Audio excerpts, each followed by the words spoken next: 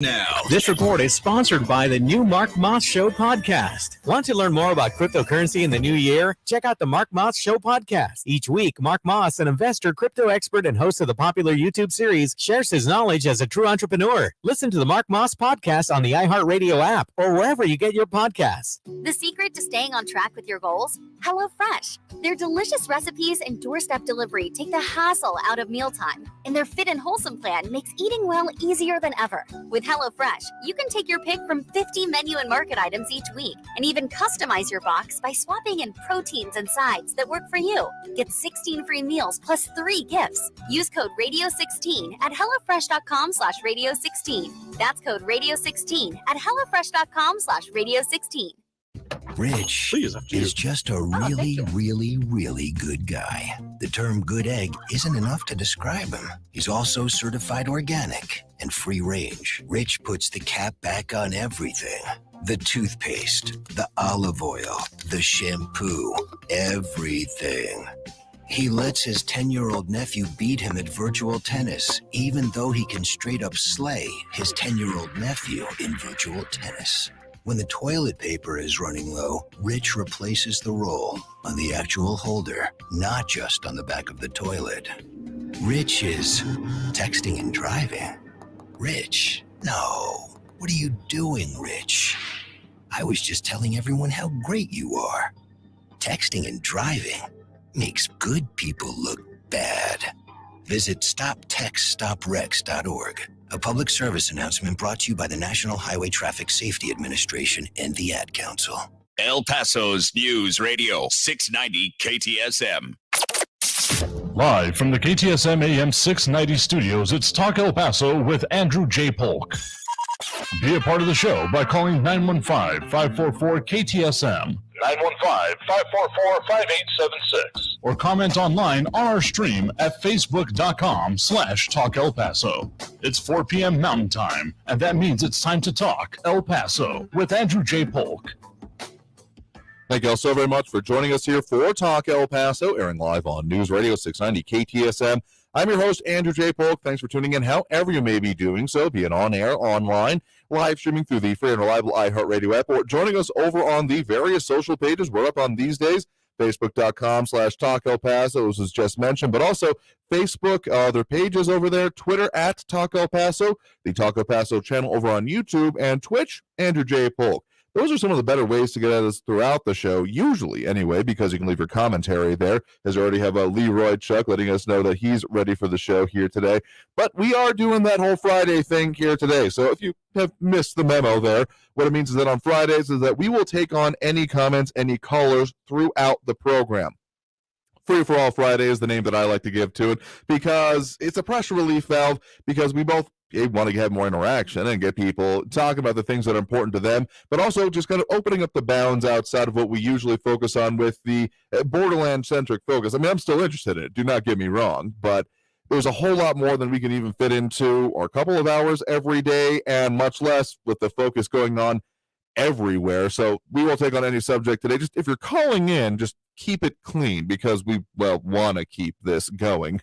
So we do have those FCC guidelines that we will keep in mind. But otherwise, that number to call is 915-544-5876, 544-KTSM, because, pressure relief valve, there's so many topics that we can't even totally get our hands around on our own. So it's important to you. Let us know what you think and what's going on there. Again, 915-544-5876, 544-KTSM.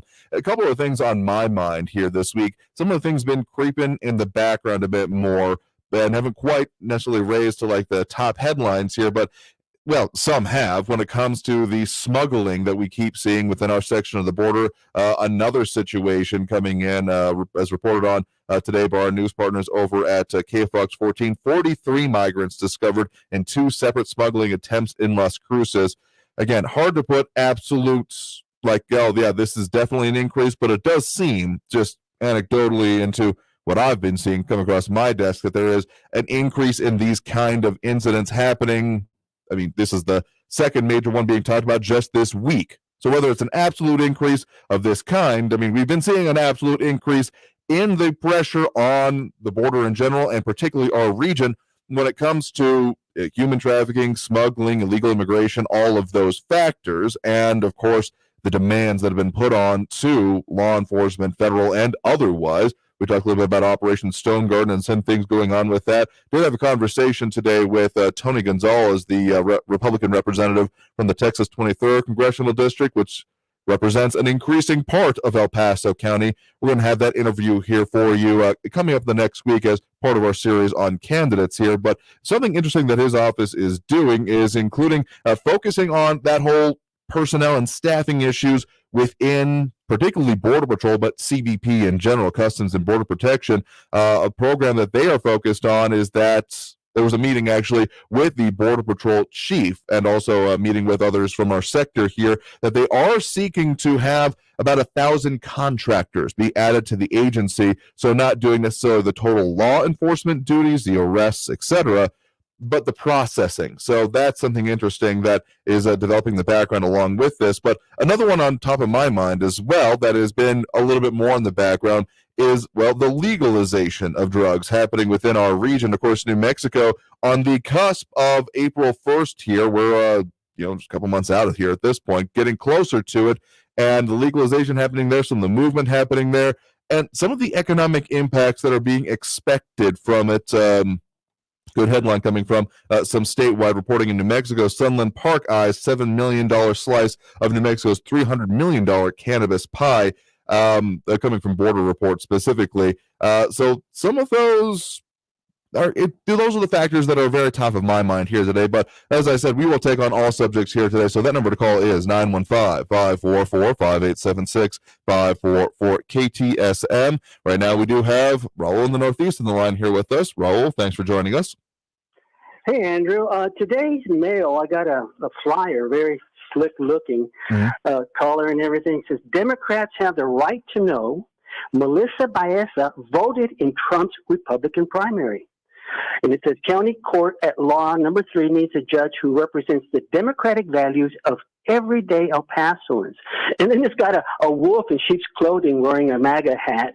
And it says, we can't trust Melissa Baez's judgment. It says, in 2016 was the most consequential presidential election of our lifetime. Melissa Baeza chose to vote in the Republican primary. Don't let Melissa fool you. So I stand by what I said yesterday, and I reviewed the video that you have online of what I said, and I said I would never vote for VOTE for anyone who'd ever voted for Trump. Didn't say anything about hiring decisions. And again, I'll refer you to what I said about the real world of how people hire, people. So let's not fool ourselves. I'm going to tell you why I'm a liberal. I believe that life is kind of like a cosmic crapshoot. I call it the lottery of life. And some people have bad luck, and if you have good luck, and most folks just don't have any luck at all. And there are things that are completely out of our control, like who we're born to, and where you're born, and when you're born. And we are who we are to a large degree and believe what we believe and have the lack of opportunities or opportunities that we get because of these things. And a few are lucky to be born rich and powerful people, but while most folks are born poor and powerless. And the lucky are born into civil, prosperous societies at peace, while the unlucky are born in poor countries, sometimes at war. And the lucky are born into historically good times, while the unlucky are born into some of the worst of times. So it's some people have bad luck, a few have good luck, and most have no luck at all. And that's just the way it is. It's life's cosmic crapshoot, the lottery of life. Now, my little sister and I were lucky to have won the first and most important lottery of life, and that is of being born into a nuclear family of good parents with financial resources because of their professions and educations. My father managed a large, well-known Mexican cereals business in Juarez, and my mother was a Spanish teacher at Loreto High School. But growing up on the border and regularly visiting family and friends in Juarez, we couldn't help to see the poor kids and the people begging in the streets. And my mother once told me it was because of God's grace that we weren't those beggar kids. I mean, you won't get any disagreement from me that one of the best lotteries of life, as much as it is, I think it was a joke within the show The Office, portrayed as a joke anyway, but I take it as very serious that, yeah, being born in the United States is one of the better lotteries that you could win in life. I mean, seriously, there has been no better time, despite the constant difficulties that are brought up and the current seeming tensions. We do legitimately live in one of the most peaceful eras of recorded history. As weird as that may sound, when you look at it in aggregate, and particularly with what we see within this country and the prosperity that has been built up, but that also then belies the other point of the question that you are basically begging there about what actually is or isn't important when it comes to circumstances. Nature versus nurture is what that argument can essentially be boiled down to. And a lot of focus happens on one or the other, but in my mind, the balance lies somewhere in the middle that, yes, starting circumstances are important and can, again, determine where you start from, but to say that that is the only thing that matters, it falls flat and leaves out, in my mind, a decent bit of human agency, the ability to then look at your circumstances and change it. Now, are there certain things that are maybe put in place to hold people down? Sure, but then why are there different circumstances that exist across the globe? It can't all just be chalked up to environment or, happenstance of luck. Then how does anything ever move ahead or just get out of hand as it does in other places? So to say that it is all luck just falls a little bit flat to me, and again, even invalidates some of the effort that people have put in there. Now, there's some that are born with silver spoons and born on third base and think they scored a home run. Sure, there's plenty of that happens, and there are currents that might need to be looked at when we're looking at how our system is progressing. But still, to just only focus on that and saying that, well, you won the lottery and that's the only reason you've been able to do anything in life is just gets to be a little bit insulting depending on how it's put forth there. So again, regardless of what has been said previously, the question about how should someone's political affiliation, you want to vote for them for whatever they're going to do in office, that's between you and the ballot box. And if anyone questioning out there how someone may note how someone else voted, it is a matter of public record of which primary you voted in, which is why in there have been some circumstances. I don't get that flyer. I must not be in that district you're referring to there, but I'm not surprised that's coming forth. I kind of don't like it that that's coming forth, but I'm not surprised in the political climate that we do find ourselves in that this is something being focused on, but that's by the by. But still, the ultimate question of coming down to how does then politics affect the rest of your life, I think is an important one, because the increasing top level focus, I don't think that most people think about it, but fringes are the loudest, as always ends up proving out. The idea that political affiliation can then end up determining what you're able to do in life gets real messy, at the very least, very fast there. So thank you for the point in the call. We're already due for that first break of the hour here right now. We are doing that whole free-for-all Friday thing, so if you're wanting to call in during the show, the number to do so is 915-544-5876, 544-KTSM. Back after this break with more Talk El Paso here on News Radio 690 KTSM.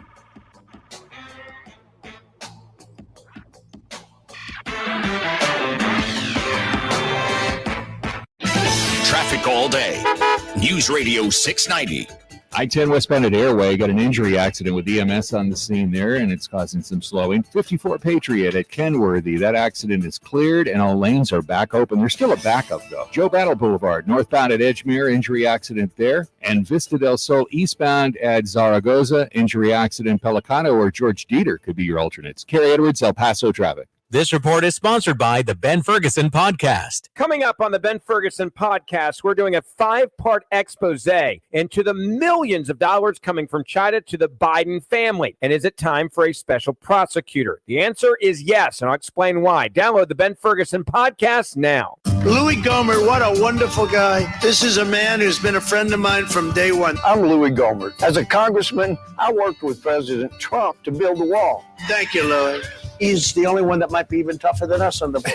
As a judge, I applied the law equally. No political favors. Louis Gohmert, the Texas conservative with Texas integrity. Ken Paxton's attacks on me are now revealing a real desperation. It doesn't bother me. As a judge, I've stared down even the most hardened of criminals. The fact is, Ken Paxton has been indicted for fraud and is being investigated for bribery. And the Democrats are licking their chops. But Texans shouldn't be punished for his actions. I'm Louis Gohmert, and as your next Attorney General, I'll restore the rule of law and we will secure the border once and for all. Trust me, I'll be the woke mob's worst nightmare. Louis Gohmert, Fort Texas. Political ad paid for by Louis Gohmert Campaign. Now may be the perfect time to buy a home financed by Loan Depot. Loan Depot has over 300 loan products to help you make home ownership a reality. Interest rates are near historic lows. Rates will not stay low forever. So call 866-888-LOAN so one of our thousands of loan officers can help you find the right loan. Call 866-888-LOAN or visit loandepot.com. Loan Depot. Rates are subject to change. Equal housing opportunity lender. NMLS number 174457. Licensed in all 50 states.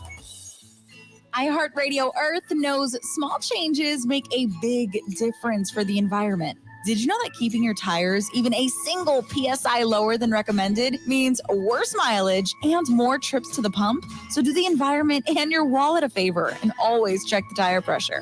Brought to you by iHeartRadio Earth and the National Environmental Education Foundation. To find more tips on smarter, sustainable living or to take action in your own community, go to iHeartRadio.com/Earth. 180 over 111, and I had a stroke. I couldn't speak or walk. This is high blood pressure. Get back on your plan. Go to loweryourhbp.org. Brought to you by the American Stroke Association, American Medical Association, and the Ad Council. News Radio 690 KTSM. Live from the KTSM AM 690 studios, it's Talk El Paso with Andrew J. Polk. To be a part of the show, follow on Facebook at facebook.com/Talk El Paso. Now here's your host, Andrew J. Polk. Thank you all so very much for joining us here for Talk El Paso, airing live on News Radio 690 KTSM.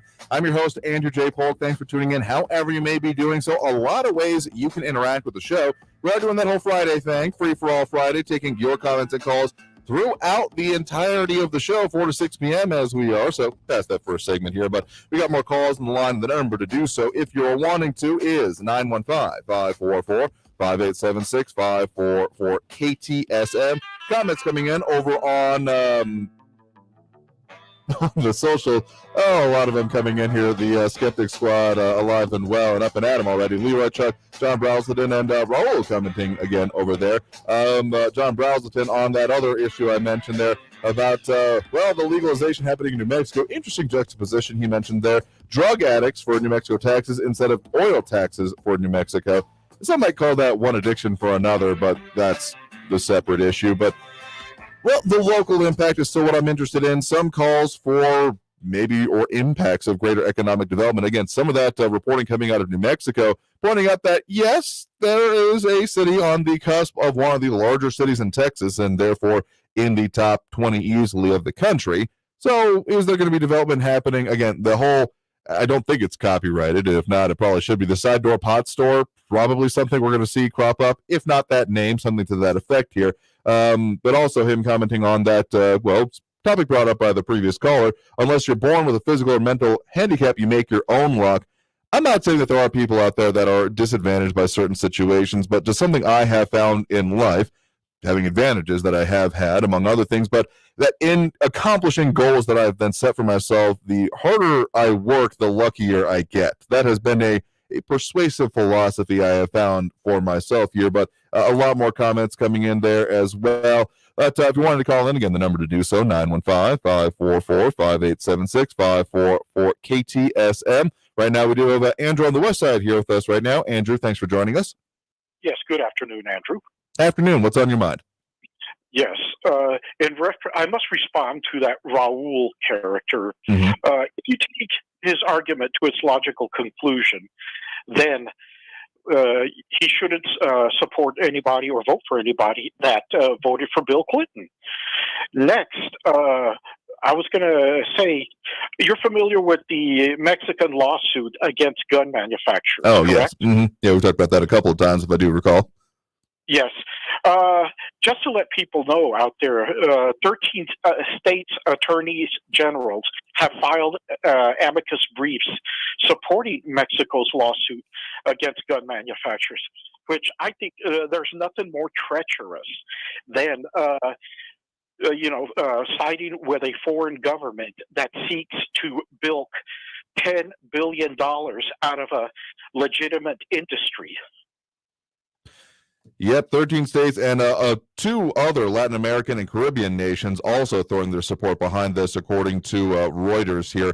So I get the question that comes to my mind, and I still, in reviewing these articles as they come up, I'm a little bit concerned. Okay, now that there is the U.S. states joining on to it, that makes a little bit more sense of what some direct impacts could be there. But I'm still a little bit curious about what the actual relief Mexico is seeking from this outside of cash payments, sure, but how they're actually going to get them outside of seizing whatever assets may be within Mexico. Or, I mean, the questions about the actual mechanics of this, besides the show of it, is unanswered in my mind. Well, it's not only that, but Mexico is asking that the federal court follow Mexican law and not follow the protection of the Lawful Protection in Commerce Act. Okay, once you eviscerate that, then it leaves other companies open for lawsuits. Okay, now. For people that don't know, okay, gun manufacturers do not sell directly to individuals, nor do they sell directly to gun stores.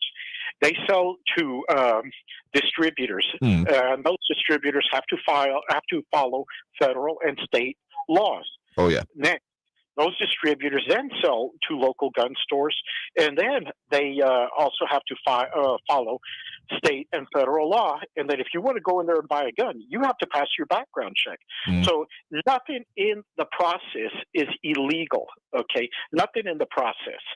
And for those of you that don't know, the U.S. legitimately sells, through our State Department laws and laws of the United States, our firearms to Mexican law enforcement and the Mexican military.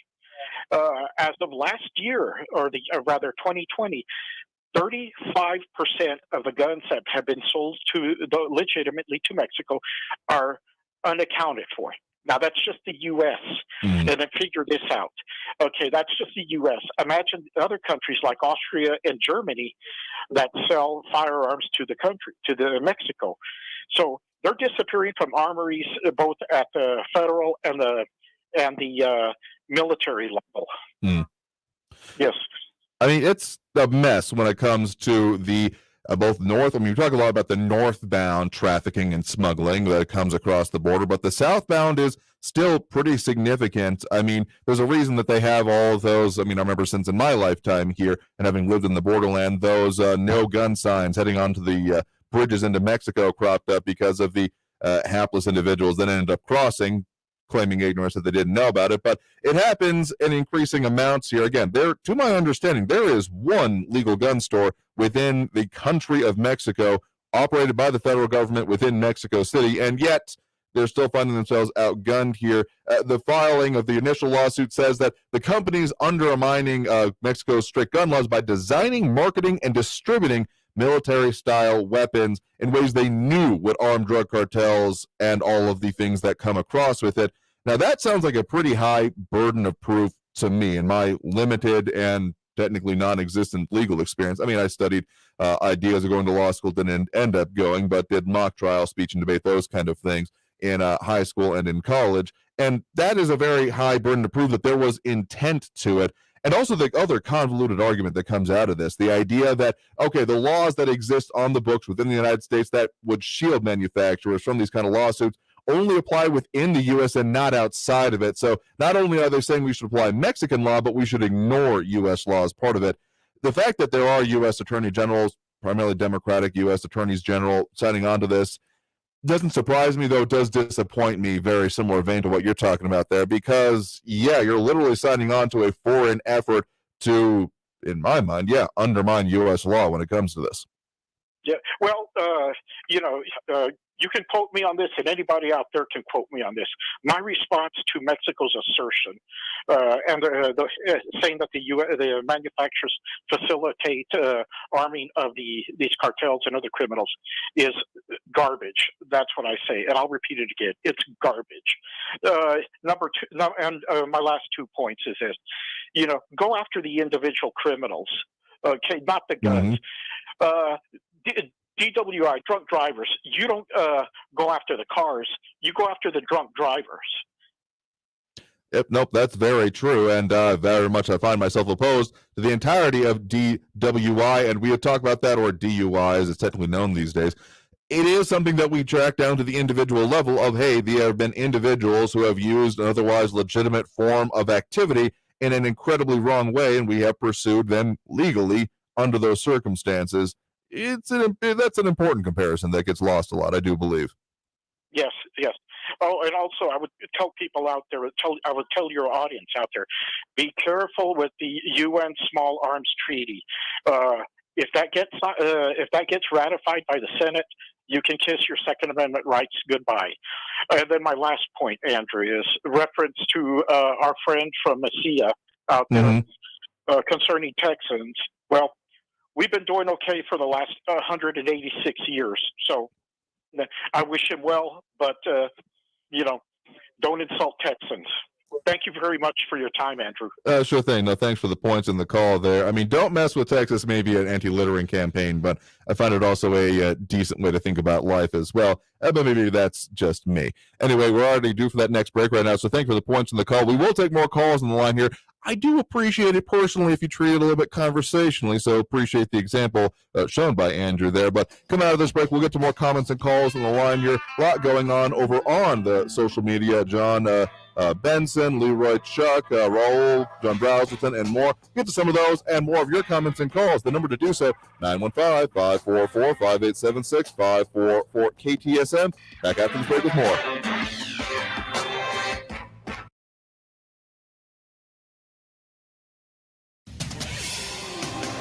El Paso's News Radio, 690 KTSM. Hello, I'm Erica Castillo with this KFOX 14 News Update. A man has reportedly confessed to El Paso County Sheriff's investigators that he beat his sister to death with a baseball bat last week. 32-year-old Jose Manuel Guzman reportedly told investigators he lost control after his sister told him she was involved in a sexual relationship with another man. Guzman allegedly told authorities he'd been involved in a sexual relationship with his sister, and though he knew it was wrong, had fallen in love with her. Guzman claims that he killed his sister on February 3rd using a baseball bat and an electric handheld massager in the killing. The victim had stopped breathing, and according to him, he tried to perform CPR on her, but didn't call 911. Instead, he called his mother, who then called police. I'm Iraca Castillo with this KFOX 14 News Update. Traffic all day. News Radio 690. Watch for a crash, I-10 westbound at Airway, an injury accident with EMS on the scene there. It's really backing up traffic. Traffic is slow both directions on the Gateway, eastbound as well, backed up from Hawkins all the way to the 54 Patriot. Accident reported Paisano at Stanton. An injury accident slowing traffic at Vista del Sol at Zaragoza. You could take Pelicano or George Dieter as your alternates. Carrie Edwards, El Paso traffic. From the KFOX 14 Severe Weather Center, this is Chief Meteorologist Sandra Diaz. It's a little hard to think that we are dealing with a cold front coming in overnight. That's going to change our 70-degree temperatures today back to mid-50s for your Saturday. On top of that, it brings some pretty gusty winds into the night. They should generally be out of the east-northeast to around 25 miles an hour, gusting to around 40 miles an hour. In the meantime, we can expect dry conditions with this system. This report is sponsored by the Ben Ferguson Podcast. Coming up on the Ben Ferguson Podcast, we're doing a 5-part expose into the millions of dollars coming from China to the Biden family. And is it time for a special prosecutor? The answer is yes, and I'll explain why. Download the Ben Ferguson Podcast now. This is Dan Patrick, proud to be your Lieutenant Governor. You know, the principles and values students learned in a one-room schoolhouse are still true today. That's why I passed a bill to ban teaching of critical race theory and stop boys from playing girls' school sports. The keys to a good education are great teachers and involved parents.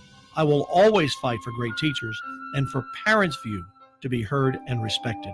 Lieutenant Governor Dan Patrick, a principled conservative fighting for Texas.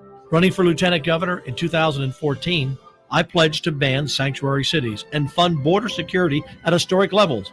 I kept my promise. This year, I approved funding to build the wall. Texas must secure the border because Biden won't, and we must stop those here illegally from voting. Lieutenant Governor Dan Patrick is endorsed by President Donald Trump. I am giving him my complete and total endorsement.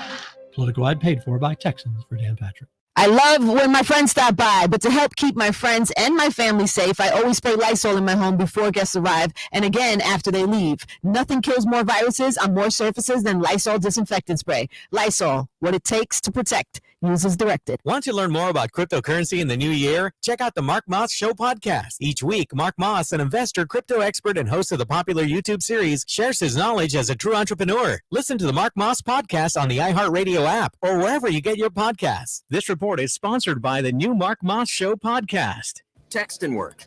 Text and pretend to work. Text and act surprised when someone calls you out for not working. Who, me? Text and whatever, just don't text and drive. Visit StopTextsStopWrecks.org. A message from NHTSA and the Ad Council. News Radio 690 KTSM El Paso. Live from the KTSM AM 690 studios, it's Talk El Paso with Andrew J. Polk. To be a part of the show, call 915-544-KTSM or follow on Facebook at facebook.com/Talk El Paso. Now here's your host, Andrew J. Polk. Thank you all so very much for joining us here for Talk El Paso, airing live on News Radio 690 KTSM. I'm your host, Andrew J. Polk. Thank you for tuning in, however you may be doing so, be it on air, online, live streaming through the free and reliable iHeartRadio app, or joining us over on the various social pages, Facebook, YouTube, Twitter, and Twitch. Facebook.com/Talk El Paso is more or less the main one. It hasn't been around the longest anyway, and it's where the Skeptic Squad firmly resides here. Leroy Chuck asking in relation to that news story from the news update during the break there that it's hard to pin down if there's exactly a crime increase, but, well, it seems like there's a lot more rising to the surface. So one way to put it here, Leroy Chuck asking, what's up with the crime increase in this city?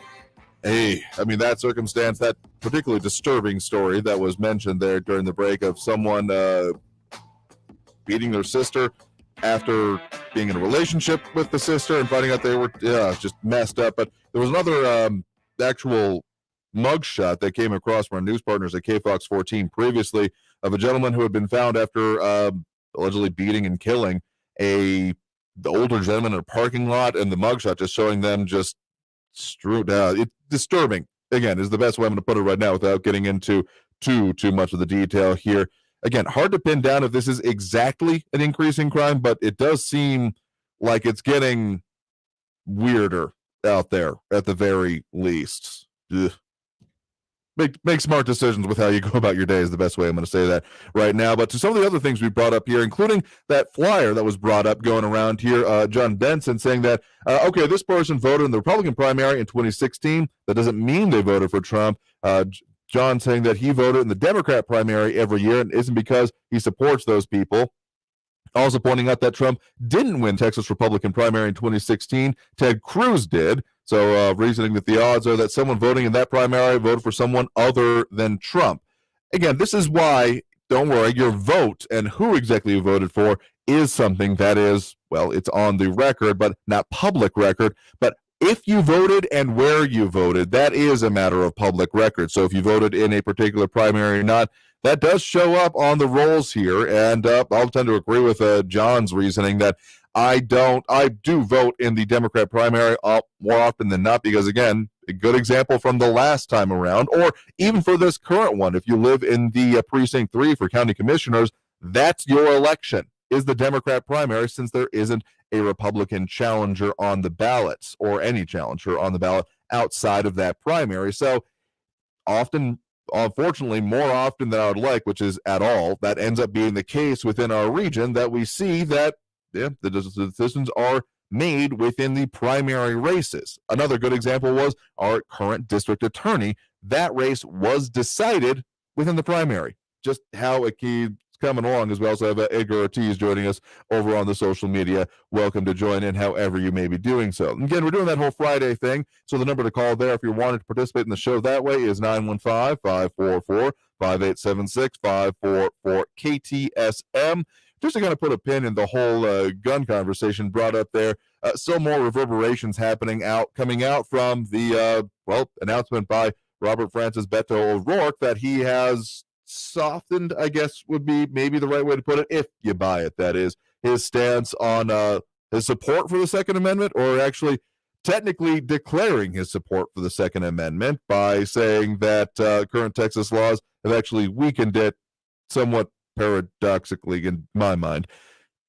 That is not something it's not the first time this has happened involving candidate O'Rourke and the variety of ways he has come forth. I do remember back during, I believe it was the Senate campaign back in 2018, that there was actually a move to him to say, not exactly a total plank, but something he had to put support forth was a compulsory national service.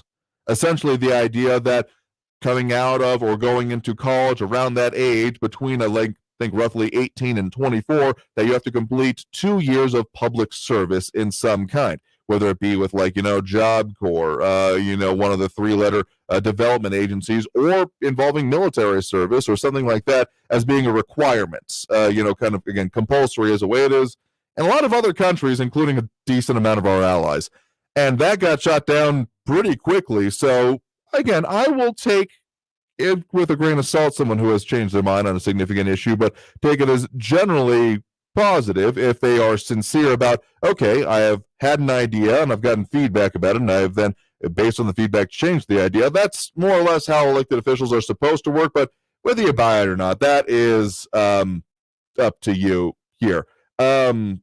More conversation coming in about our elections here. I mean, if you're wanting to change the way our elections work, let's just focus locally on getting people to actually participate in the election. Let's start there, because we have got a lot of problems, and I harp a lot on our local population. That is no secret to anyone who may be listening, even casually, but more analysis coming in today even about how many people statewide vote in our elections. That 3.5% number that I have practically tattooed on my forehead at this point, proving even more viable statewide. Some analysis, Texas Standard talking about it today, actually, that 3.5% is about the statewide population that ends up determining who essentially becomes elected to statewide office here within Texas, because that's about the amount of people that end up voting within the primary elections statewide, and more specifically, about 1.6 million out of a state nearing or at about 30 million in population, meaning that there are some elected officials, particularly on the Republican primary ballot, that can get just about 800,000 votes, go on then to the general election. And given the way we know that the rest of the state votes and the demographics and the political leanings that have been observed so far, meaning that from that decision then goes on to the general and is very likely overall to end up getting into office. So this isn't even just a local problem, however much I end up shouting and getting up in my soapbox about it. It's a statewide issue. So we really, and I mean really, need to focus on this upcoming primary. Again, locally is the way I will continue to talk about it, because it's important, and at very least proving to the people who are running locally that you and I and everyone else is actually paying attention, that kind of a small issue. But more than that, it's just messed up.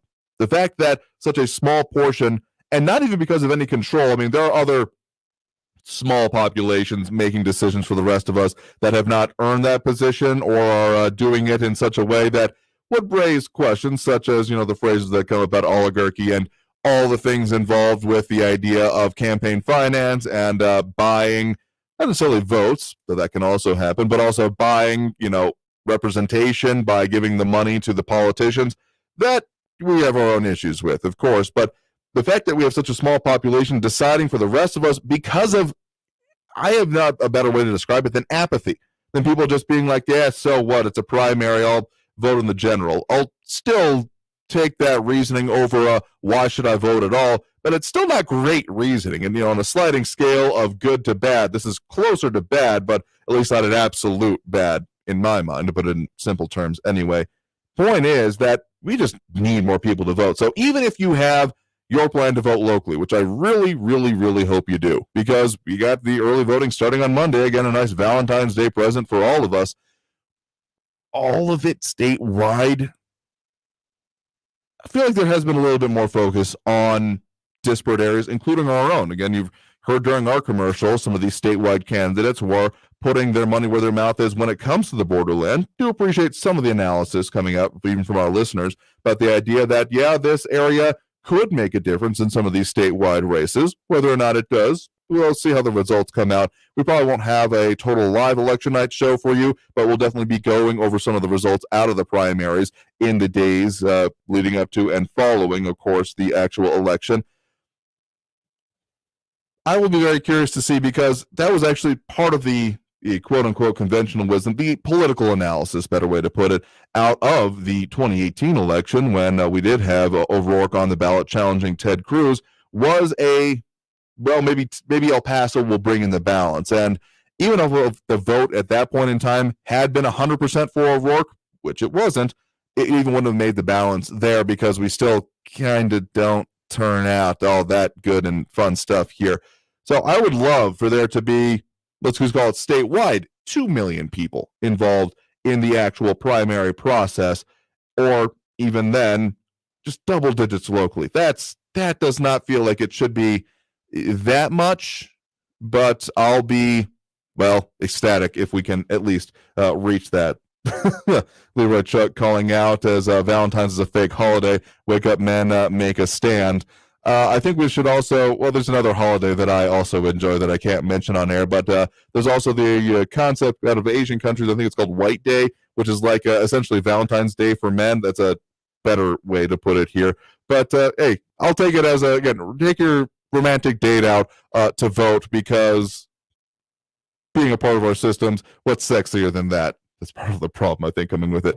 Anyway, do for that next break right now. Coming out of the break, we'll get to more calls on the line here again. If you want to participate in the show or comment here, you can do so over in the social media, or call in 915-544-5876-544 KTSM.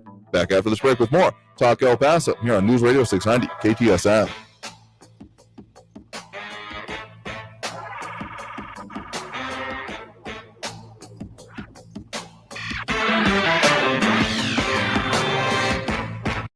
News Radio 690.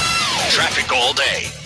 Watch for a crash I-10 westbound at Airway, an injury accident with EMS on the scene there. It's really backing up traffic. Traffic is slow both directions on the Gateway, eastbound as well, backed up from Hawkins all the way to the 54 Patriot. Accident reported Paisano at Stanton. An injury accident slowing traffic at Vista del Sol at Zaragoza. You could take Pelicano or George Dieter as your alternates. Kerry Edwards, El Paso traffic. This report is sponsored by the Ben Ferguson Podcast. Coming up on the Ben Ferguson Podcast, we're doing a 5-part expose into the millions of dollars coming from China to the Biden family. And is it time for a special prosecutor? The answer is yes, and I'll explain why. Download the Ben Ferguson Podcast now. Since 2004, men choose Andro 400 for one reason: results. It has really worked. I've lost 35 pounds.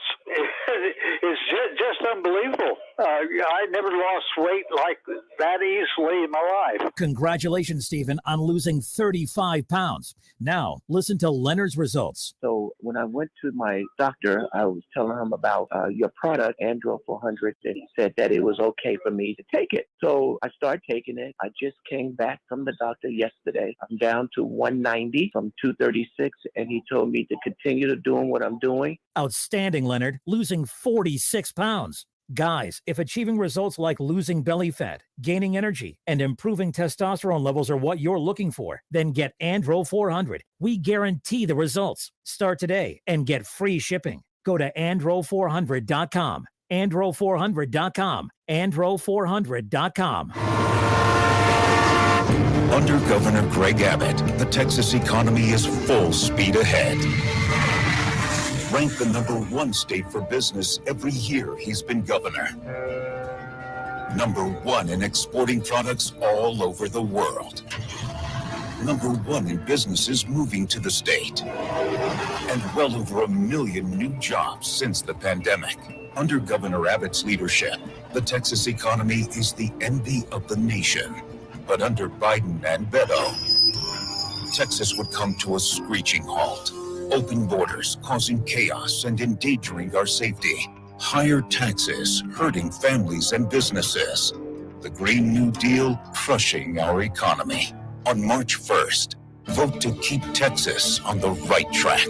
Governor Greg Abbott, securing the future of Texas. Political ad paid for by Texans for Greg Abbott. Coming up on the Ben Ferguson podcast, we're doing a 5-part expose into the millions of dollars coming from China to the Biden family. And is it time for a special prosecutor? The answer is yes, and I'll explain why. Download the Ben Ferguson podcast now. El Paso's News Radio 690 KTSM. Live from the KTSM AM 690 studios, it's Talk El Paso with Andrew J. Polk. To be a part of the show, call 915-544-KTSM or follow on Facebook at facebook.com/Talk El Paso. Now here's your host, Andrew J. Polk. Thank you all so very much for joining us here for Talk El Paso, airing live on News Radio 690 KTSM. It is Friday. We've made it through the week, so that means we're doing that whole free-for-all Friday thing that we do. Simple terms, we'll take on any comment or call throughout the show here today. So if you're wanting to call in, consider it an open invitation to do so. 915-544-5876-544-KTSM. And we'll take on any subject here today. We have usually our focus on, borderland regions, and I keep that going throughout the week. But here on Fridays, we'll take on just about any subject here, but be prepared to discuss it, given our new format and the way we've got this a couple hours to go through. The back and forth, it's the most interesting. Yeah, I like it the best, and I think the people appreciate it most who are also tuning in and can tend to listen back to the conversation. So just keep that in mind. Appreciate it if you do. But again, the number to call, 915-544-5876-544-KTSM. A lot of comments coming in as well. Leroy Check, Raul Amaya, Edgar Ortiz, John Benson, John Browse a little bit earlier, and more. So if you wanted to tune in, chime in, social media is another good way to do that. Facebook, YouTube, Twitter, and Twitch is where we're up on these days to allow for that conversation to flourish here. Also got some of those pound 250 calls coming in a little bit later, but we'll talk about that in a minute. Otherwise, do those calls on the line, 915-544-5876-544-KTSM. Right now, we do have Ben on the east side here with us right now. Ben, thanks for joining us. Hello, Andrew. Question for you. What is the local authorities' advice still given to citizens if you get COVID-19? To my understanding, it's still weird analysis coming out this week, some of the local reporting, including from our news partners over at KFOX 14, about the idea that some people may never get COVID, which I guess was part of the idea in my mind. But it's still the advice coming out alongside that, to my understanding, is quarantine at home until it gets bad enough to then go to the hospital. Very good. If you'd like to have early treatment, now listen up, people. This is something very important. You might want to write this down. If you really would like to have early effective treatment for COVID-19 on hand, if you have it now, or if you are concerned that you may have it in the future, there is now a site online. It used to be banned in the state of Texas. Couldn't get things mailed to the state of Texas from Florida. But now you can get it, where you can get a 10-day treatment pack. Now that's for hydroxychloroquine, RX vitamin D, and methylprednisone, a dose 6-pack per day for $50. Okay, and it was a $35 prescriber consultation fee, but the people I've talked to today have actually said they're waiving the $35 consultation fee. So for $50, you can get what the FLCCC, the frontline doctors that have actually been treating COVID-19 since the beginning of the pandemic. You get an early treatment pack that they recommend for Omicron for $50.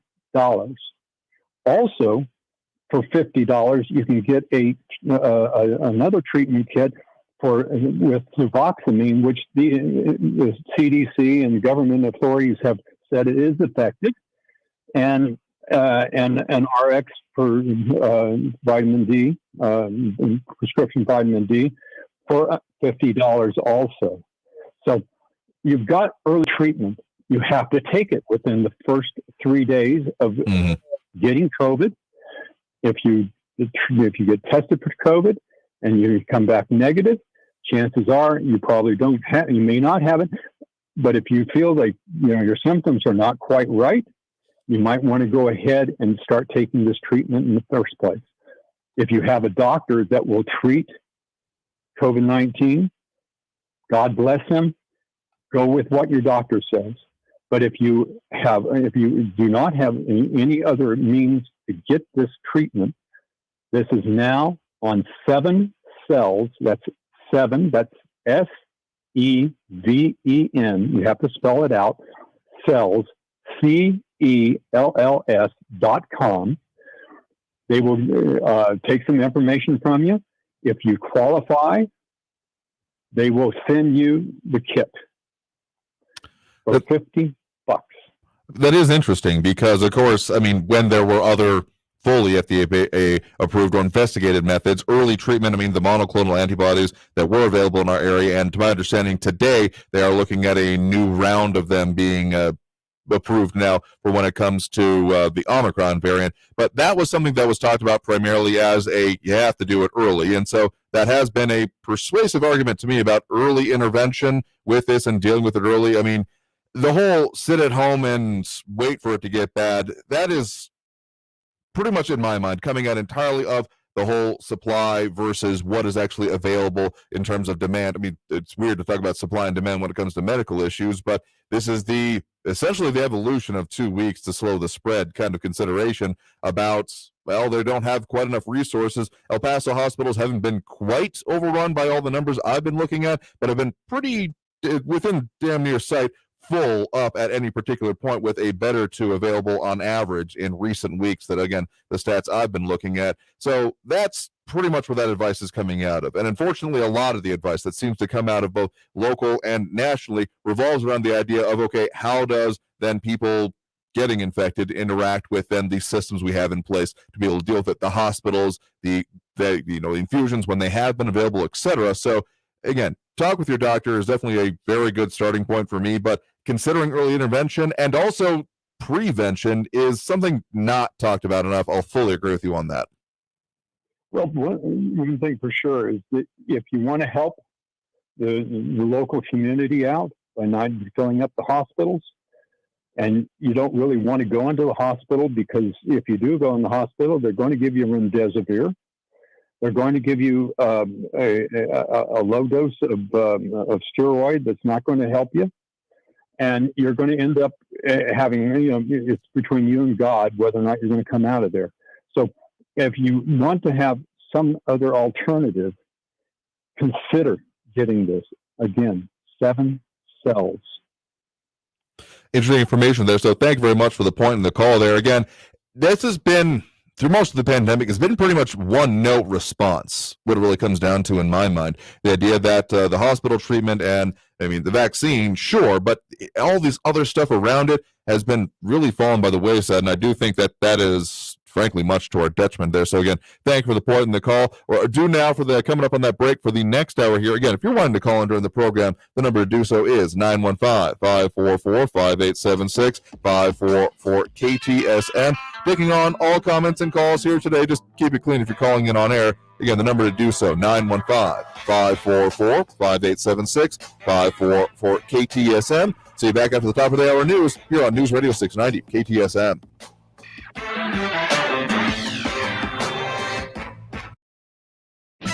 Traffic all day. News Radio 690. Watch for an injury accident I-10 westbound at Hawkins. Emergency crew on the scene there. The backup is past Viscount. A large backup on the Gateway 10 eastbound as well from Hawkins all the way back to Cotton. A little farther north, it's slow both sides of the I-10, east and westbound between Wrestler and Artcraft. And an injury accident, Vista del Sol eastbound at Zaragoza. Carry Edwards, El Paso traffic. Louis Gohmert, what a wonderful guy. This is a man who's been a friend of mine from day one. I'm Louis Gohmert. As a congressman, I worked with President Trump to build the wall. Thank you, Louis. He's the only one that might be even tougher than us on the board. As a judge, I applied the law equally. No political favors. Louis Gohmert, the Texas conservative with Texas integrity. Ken Paxton's attacks on me are now revealing a real desperation. It doesn't bother me. As a judge, I've stared down even the most hardened of criminals. The fact is, Ken Paxton has been indicted for fraud and is being investigated for bribery. And the Democrats are licking their chops. The Texans shouldn't be punished for his actions. I'm Louis Gohmert, and as your next Attorney General, I'll restore the rule of law and we will secure the border once and for all. Trust me, I'll be the woke mob's worst nightmare. Louis Gohmert, Fort Texas. Political ad paid for by Louis Gohmert Campaign. Donna from Louisiana. The storm just hit, and we went from donating to the food bank to needing it. Hunger is a story we can end. End it at feedingamerica.org. Brought to you by Feeding America and the Ad Council. There won't be much substance on your news feed until you add us. Just like us or click on the link at kcsmradio.com. What does the sound of a school bell bring to mind? Homeroom? Lunchtime? The day's end? Or the end of school entirely, as in kids dropping out?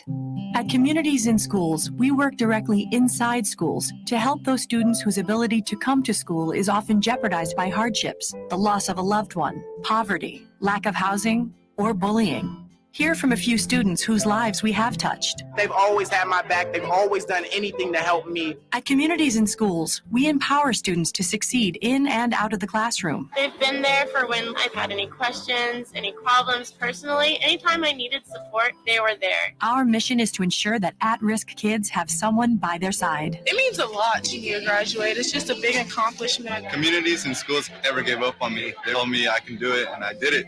Communities in Schools. We're in schools to help kids stay in school.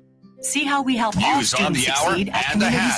Traffic and communitiesinschools.org. weather all day. News Radio 690 is KTSM AM El Paso, an iHeart radio station. NBC News Radio, I'm Brian Shook. A Russian invasion of Ukraine could be imminent, so said White House National Security Advisor Jake Sullivan. I made the point that we were in the window, that Russian military action could begin any day now. He called it an urgent situation and urged American citizens in Ukraine to get out. Sullivan said the U.S. military will not be involved in rescue operations inside Ukraine. He noted Russia could be looking for a trigger to rationalize an invasion, a false flag operation created by Moscow. President Biden and Canadian Prime Minister Justin Trudeau have been talking about the ongoing blockade of key bridges and crossings between the U.S. and Canada. The White House says Trudeau promised quick action to enforce laws and restore the open passage of crossings between the two countries. The blockades are part of ongoing Canadian protests against COVID restrictions. The man accused of running over and killing 6 people during a Christmas parade in Wisconsin is pleading not guilty. Darrell Brooks Jr. entered his plea to all 77 charges he's facing in connection with the November attack in Waukesha. Included in those 77 charges are 6 homicide counts, over 60 counts of reckless endangerment, and other charges. The FDA is postponing a meeting that was supposed to go over data from trials of COVID vaccines in young kids. Lisa Taylor reports. The agency said it needed more time to consider new data and to allow for transparent public discussion as they mull over approval for the vaccines. This comes after Pfizer and BioNTech delayed their request for the FDA to authorize the vaccine for children under 5 years old. The trial for children between 6 months and 4 years old is ongoing, with data being shared with the FDA as it progresses. Wall Street is closing in the red. At the closing bell, the Dow lost 503 points to 34,738.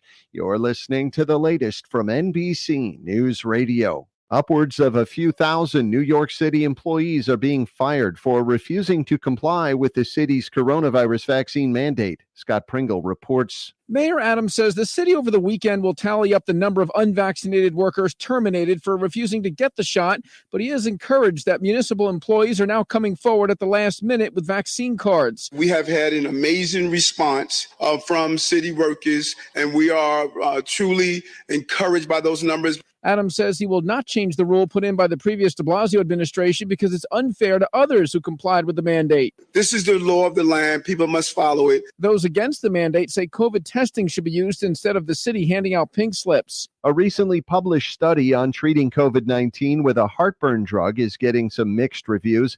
In a clinical trial, 55 participants were given famotidine, the active ingredient in Pepcid, to treat the virus. Those who took famotidine with mild to moderate COVID symptoms saw an estimated 50% reduction in symptoms at about 8 days. The Nebraska Board of Regents is taking another step toward lifting the ban on alcohol sales at University of Nebraska sporting events. The Board of Regents unanimously votes to allow the chancellor of each school in the University of Nebraska system and the system president to decide on alcohol sales at their home sporting events. However, system president Ted Carter says alcohol won't be sold at Memorial Stadium during football season. Alcohol sales will be allowed at the Big Ten Wrestling Championships in Lincoln next month. Alcohol sales have been banned at University of Nebraska sporting events since 1999. I'm Brock Wilson. The owners of a mansion featuring a replica of the Oval Office are selling the 6-bedroom, 8-bathroom property in Northeast Ohio. Real estate agents say the owners are American history buffs and built a full-scale replica of the president's office. Brian Shook, NBC News Radio. Now, your chance to win $1,000. Just enter this nationwide keyword on our website. Deposit. That's deposit. Enter it now. This report is sponsored by the Ben Ferguson Podcast. Coming up on the Ben Ferguson Podcast, we're doing a 5-part expose into the millions of dollars coming from China to the Biden family. And is it time for a special prosecutor? The answer is yes, and I'll explain why. Download the Ben Ferguson Podcast now. iHeartRadio Earth is here with little tips for a healthier planet.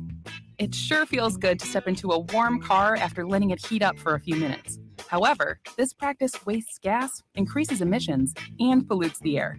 Limit idling your car to no more than 3 minutes to save money at the gas station and improve air quality.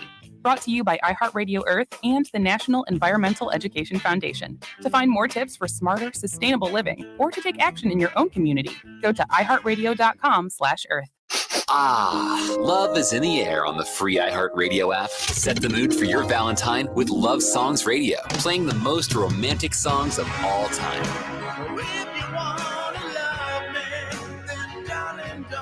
Feeling nostalgic? Go to ValentineMachine.com. Enter an anniversary date and get a playlist of the most popular love songs from that year. All you need is love and the free iHeartRadio app. Discover music, radio, and podcasts you'll love. iHeartRadio. Okay, let's settle down. Since today is career day, stand up and tell the class what you want to be when you grow up. I want to be a pilot, soccer player, fireman, a judge. Kids dream big. As a parent, you can protect those dreams by keeping your kids healthy well into adulthood. If your son or daughter is 11 or 12 years old, the American Cancer Society recommends giving them the HPV vaccine to help protect them from 6 types of HPV cancers later in life. To learn more, visit cancer.org/dreambig. News Radio 690 KTSM. Live from the KTSM AM 690 studios, it's Talk El Paso with Andrew J. Polk. To be a part of the show, call 915-544-KTSM or follow on Facebook at facebook.com/Talk El Paso. Now here's your host, Andrew J. Polk. Thank you all so very much for joining us here for Talk El Paso, airing live on News Radio 690 KTSM. I'm your host, Andrew J. Polk. Thank you for tuning in. However you may be doing so, be it on air, online, live streaming through the free and reliable iHeartRadio app, or joining us over on our social pages these days where we do the full video streaming for just this and just about each and every episode. Been better than it has been at certain spans, but we're on a bunch of them these days. Facebook.com/Talk El Paso, the Talk El Paso channel over on YouTube, Twitter at Talk El Paso, or Twitch, Andrew J. Polk. The point is, be out there in the ways that people can interact with, be able to have that conversation. So, again, if you're wanting to participate in any of those ways, a lot of comments going in here right now. Louis Pinato pointing out, simply astutely, that all holidays are man-made. Yeah, you show me any natural factor outside of days that we ascribe importance to, like solstices. There's no, base level importance to any day that we call, Valentine's Day could fall anywhere else in the calendar except for the importance we ascribe to it. Though, remember, if it is important to people around you, maybe you should take consideration of it. Don't blame me if you're in the doghouse for not having taken a certain holiday seriously enough for those that you have involved yourself with. That's the caveat I will make there. But otherwise, yeah, it's all man-made. Heck, the calendar is man-made, if you really think about it. There is no metaphysical importance to us calling this day Friday, except that we've all agreed that it is. Time is a construct. Free yourselves. Wake up, sheeple. Anyway, get into more of the calls on the line here. The number to do so, if you're wanting to call in, is 915-544-5876, 544 KTSM. Right now, we do have David over in Central on the line with us here right now. David, thanks for joining us. Yes, sir, Andrew. Good afternoon. Andrew, good afternoon. Afternoon there. What's on your mind? Yeah, Andrew, maybe it's come up to your attention. Like people around town already know about this, but last few nights, for some reason or other, I've had to be out at night, and boy, it's amazing how much traffic there is. To go into Mexico, people have to go to the Spaghetti Bowl. Oh, yeah. I don't know if you've seen it. Yeah, I don't know if you've seen it, but I mean, this is like almost going on 9 o'clock at night. From the west side, traffic backed up all the way almost every time. I live around Central, so I mean, I get on Cotton. You can't get off on Vieras. You can't get off on Copia. Oh no, yeah. Mm-hmm. Yeah, have you seen all that? Oh yeah, it's going to be an issue. Maybe it already is, but I remember when you've interviewed, candidates going back a couple of years or whatever. The issue would come up about Avenue of the Americas and Alameda and the exit onto, coming down to Pan American. But I mean, this is going to be like something else. So it gets full, and I'm talking about 9 o'clock at night. Amazing, coming down the 54, and then coming from east towards downtown, the traffic. I'll say it again, man. No repetition, but almost 9 o'clock at night, and the traffic backed up all the way to almost Bassett Center. Yep, that sounds about right. Everybody aiming to get up to the Spaghetti Bowl to go to Mexico. Yeah, it has been pretty bad. It's almost instinctive for me at this point. Whenever I'm getting on I-10 westbound, coming from the east side of it, I avoid that exit right before Copia because it's almost like instinctive for me at this point. Those right two lanes are just going to be mobbed, and yeah, it has been, and even more so. Yeah, so it does. I had to go all the way to the fast lane. Oh, yeah. I was coming back to Walmart, all the way to the. I know you're saying the 2, 3. I mean, all the way to the fast lane, we have 4 or 5 lanes right there to get to. I wanted to get off on Cotton. Yeah, it's a little bit dicey over there, and I don't think it's going to get better. I think it's going to get worse before it gets better, frankly, because all of that is centered around that whole bunch of new ramp construction that they've been doing around there. I mean, it's better than it was when those ramps were totally closed, but this would be probably a good question to bring up to county commissioners, a bit of it here, asking about transportation projects, since they have some new powers relating to infrastructure, but also our city council candidates. Those will be coming up during the general election in November here, because some of these public-private partnerships that have come into place that should potentially or previously ease some of that tension. I don't know if it's become that it has been just overwhelmed or those partnerships have fallen apart. We're not seeing as much staffing to allow people to move through faster, but yeah, it does seem worse than I can remember it being at any previous time. I'll agree with you there. Yeah, and I mean, I won't take any more of your time, but as important as I-10 is, because it connects the left and the east side of the west side and the east side of the country, and I mean, to say the construction's over, and I'm always amazed how these engineers always squeeze out more room, more lanes out of what's already there. Because like every 5-10 years they do they redo the freeway or something like that. I mean, just one. I mean, it's already there. I mean, another year, and who knows how much more clogged it's going to be up. How much more clogged up it's going to be. But okay, well, thank you for the time, man. Oh, sure thing. No, you already knew about that. Okay. Oh yeah, no, absolutely. I've seen it myself, but I'm not usually out there at 9 o'clock. But just to add one more thing here, because it bears repeating that the construction may be done with some of those ramps for now, but I hate to have to tell you this. This is how it's going to get worse. TxDOT is preparing to embark upon the entire redoing of I-10 itself. We've had them on previously discuss some of these. They're going to be looking at it in essentially 4 major sections, probably starting with that section from about the state line of New Mexico down to Mesa on the west side there. And that'll be redone, extending that from probably taking it from 2 to 3 lanes as it is to match up with the way it comes out of New Mexico. But then they'll be looking at that portion then from Mesa on the west side probably through about downtown, and then from downtown to the Spaghetti Bowl, and then the other side of that. So we're looking at just rough backhand of the in napkin kind of estimation here, probably another, let's just call it, decade of construction there. That might not be the official timeline, but I find it very hard to be totally optimistic about these kind of projects. Yeah, it's gonna get messier. Basically, the way I put it is that all of the construction that has happened, including those ramps on and off of I-10, the Spaghetti Bowl itself, the entire Border Highway West, Loop 375, all of that construction has been leading up to this, because they have to shut down I-10 itself, as you said, as a major artery, not even just locally, but nationally. Oh, it's going to get messy. So buckle up, literally and figuratively. It's going to get weird. But thank you for your point in the call about the current situation. It's good to know, and potentially talk more about some of those other programs that we can have a local handle on coming out of this. So thank you for the point in the call there. Going to do another call here before we take that next break of the hour here. Again, taking those comments and calls throughout the rest of this hour.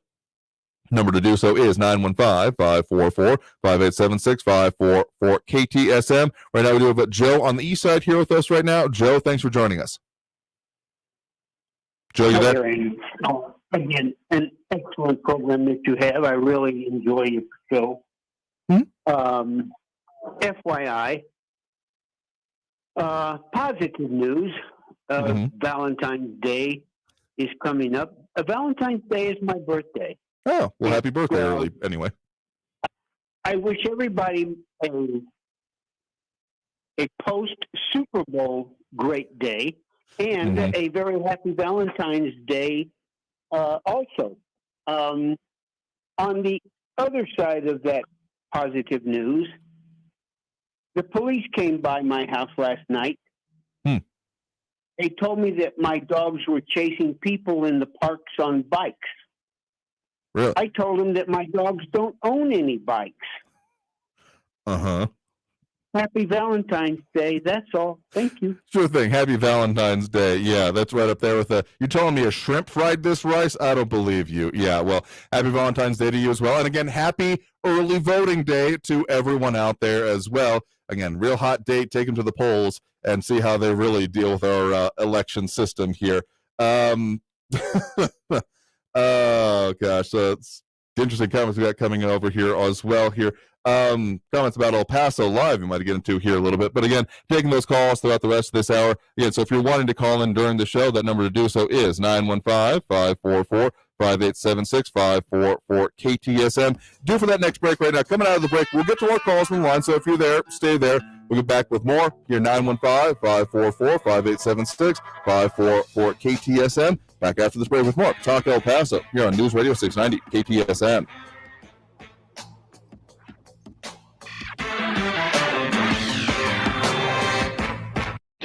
Traffic all day. News Radio 690. On the I-10 Gateway, it is slow and go westbound. At Hawkins, there is a crash and injury accident. The backup is past Viscount. It's slow on the east side of I-10 Gateway as well, with a backup from Hawkins back to at least the 54 Patriot. Paisano at Stanton, accident reported there. Vista del Sol at Zaragoza, injury accident. You could take George Dieter or Pelicano to get around it. Kerry Edwards, El Paso traffic. Win $1,000. No way. No way. No way. Oh, baby. Yes way. No way. It's a grand in your hand. Listen every hour from 7 a.m. till 7 p.m. weekdays for your chance to win. A grand in your hand is brought to you by Approved Autos. Drive out in your new ride in less than an hour. Choose from every make and model from their super clean, hand-picked inventory and get payments as low as $159 a month. Worried about your credit? Don't sweat it. If you got your license and you got a job, they smell a deal. The deals are sweeter at Approved Autos, 8498 Alameda. This report is sponsored by the Ben Ferguson Podcast. Coming up on the Ben Ferguson Podcast, we're doing a 5-part expose into the millions of dollars coming from China to the Biden family. And is it time for a special prosecutor? The answer is yes, and I'll explain why. Download the Ben Ferguson Podcast now. What's done more to improve overall health and wellness? Modern medicine or personal hygiene? Actually, it's both. But considering that bathing went mainstream in the 1800s and brushing your teeth in the 1900s, isn't it time for something new, like cleaning your nose? After all, your nose is the body's air filter for trapping dirt and germs, the first line of defense against allergens, bacteria, and viruses from getting into your lungs. But how do you clean your nose? With Navage. Navage isn't medicine, it's more like plumbing. Navage uses powered suction to pull saline in one nostril to the very back of the nose where germs can get trapped and multiply. And then out the other nostril, flushing out mucus and microbes so you can breathe better, sleep deeper, snore less, and stay healthier. Join over 2 million others and find out for yourself how refreshing and easy to use Navage is. At Navage.com, Walgreens, CVS, Rite Aid, Bed Bath, and Target. Navage. Clean nose, healthy life.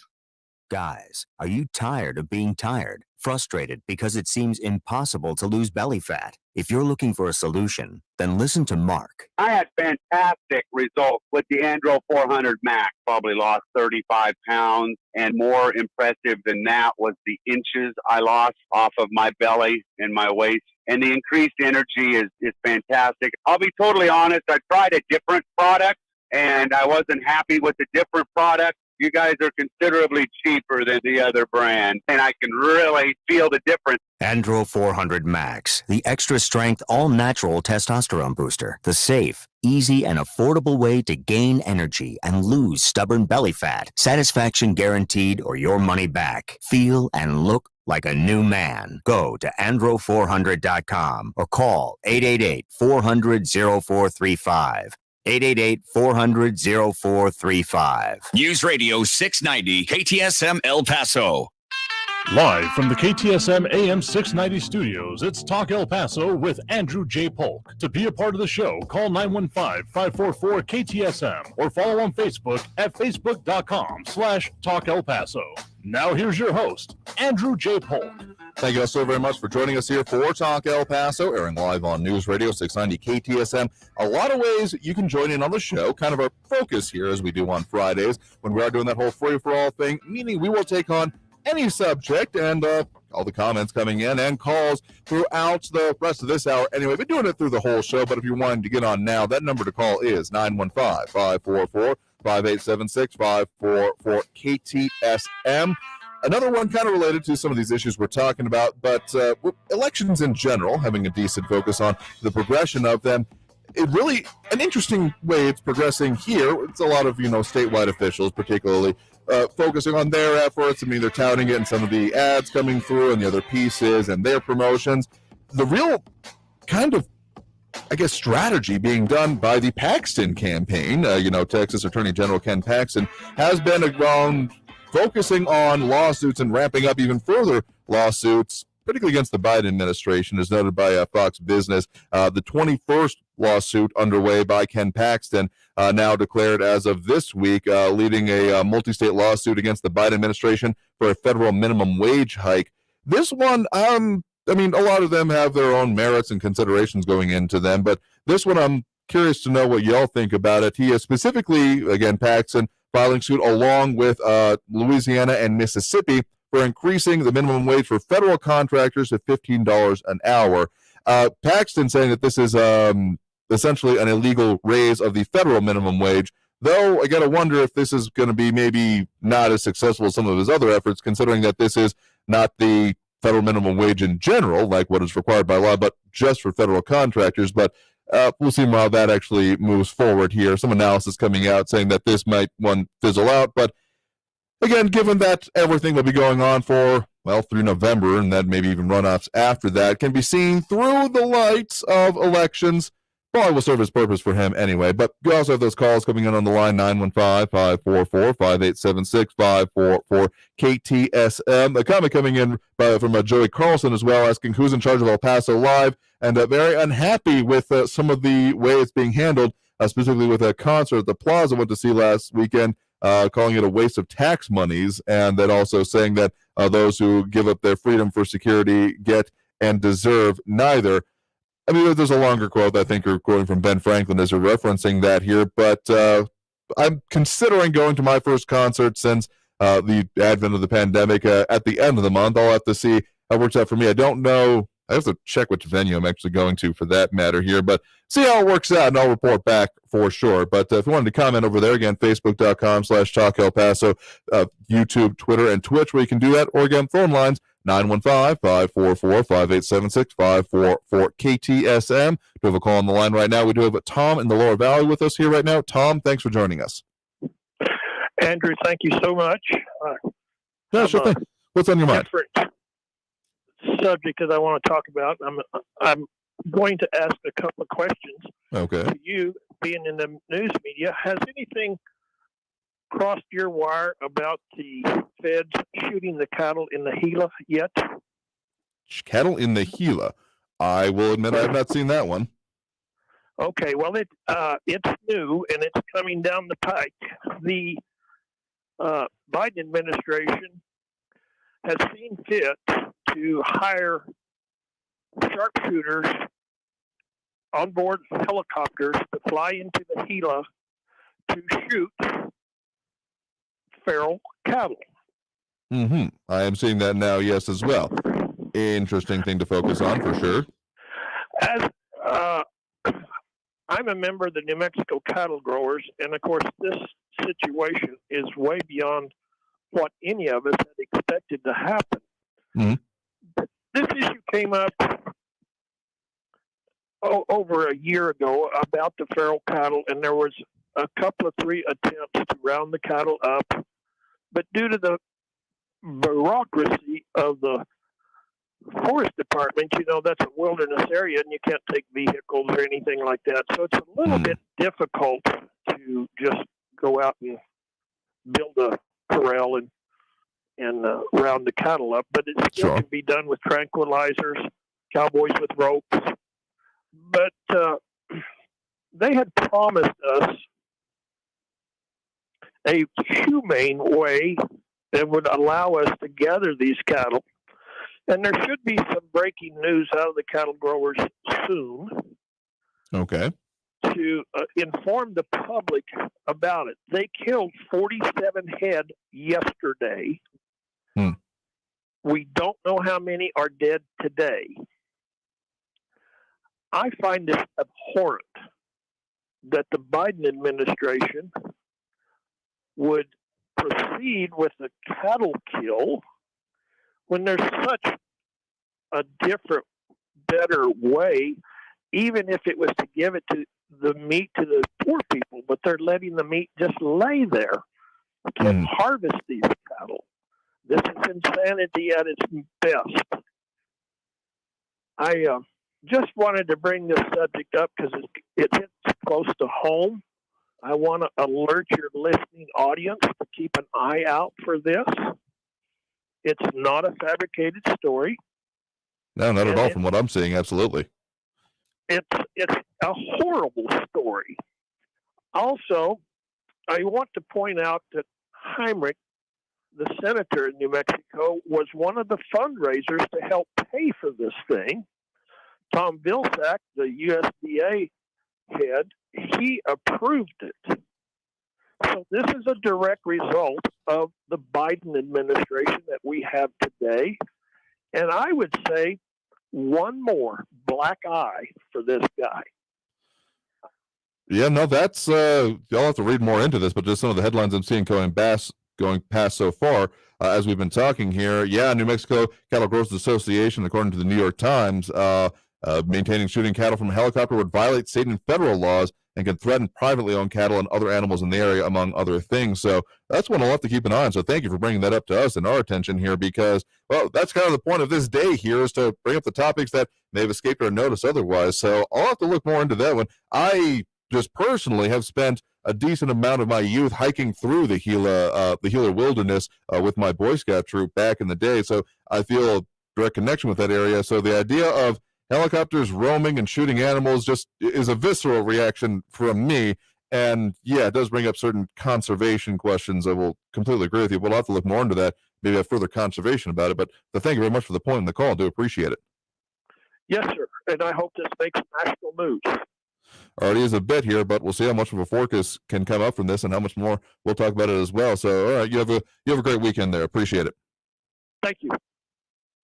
All right. I mean, that's the kind of thing that I appreciate most when people bring up something that I'm only so many hours in the day I try to have a focus on what affects us here in the borderland, but some things escape my notice, and that one is one that kind of comes out of left field for me, but kind of slaps me across the face when I think about it, just because, again, you have a kind of a visceral reaction to things involving. Took a very personally, almost spiritually damaged when there was that major wildfire that went through, particularly the Three Rivers area and the White Creek area of the Gila Wilderness, because I had spent significant, at least a month over my youth up in that area on various hiking trips. And so the idea of it being damaged and then this happening, yeah, I feel a way about that, and I'll have to figure out exactly how I feel a little bit later. So again, thank you for the point in the call.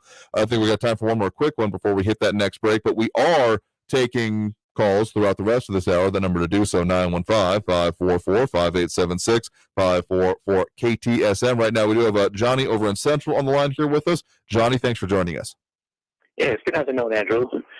I you don't have to answer, but I think you have something not against Ted Cruz. I mean, not Ted Cruz, but Beto O'Rourke when you call him his whole name.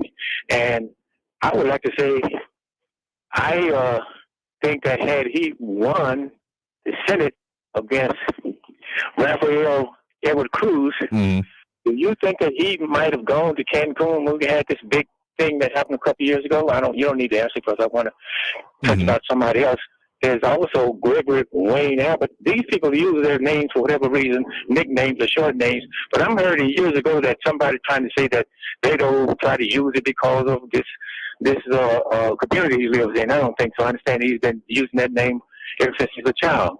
But just to show you that I speak on both sides of the aisle, I was upset when Nancy Pelosi and all of them was, trying to support the fact that they was making all kind of money from the people who was giving money under the table. Now she's finally came in on it. So like I say, all of them, to me, I wish they would just work for us and would work for themselves. Your thoughts? Oh, what a concept. I would love for that if that were to come into place here, but it is seeming fleeting at best in the modern era. Yeah, the whole insider trading for members of Congress is messed up at the beginning, middle, and end of the sentence declaring that as an action. Like the fact that that can happen, and there have been more than a couple, and across the aisle. This is not a single partisan issue. This is a bipartisan debacle that happens fairly constantly. Of course, the leaders at the top are due their scrutiny at it, but yeah, it's just messed up. But the reason I say Robert Francis Beto O'Rourke is that there's no confusion about who we're talking about.